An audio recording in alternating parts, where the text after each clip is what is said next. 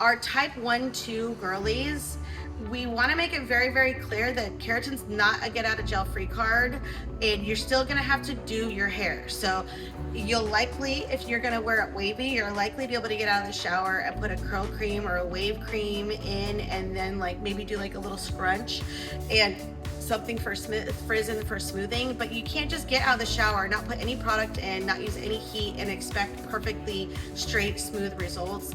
The results that you see in a lot of our ads and on social media is when we've applied heat, you guys. Our clients are leaving after having flat ironed them like a lot. And so those results are only achievable when heat is applied at home too, and when shine products are applied at home. You still have to use product, you still have to apply heat. It's not a get out of jail free card. It's just gonna make it so you can use drastically less product, drastically less time, drastically less heat. And when you do all those things, your hair really starts to grow and get healthier.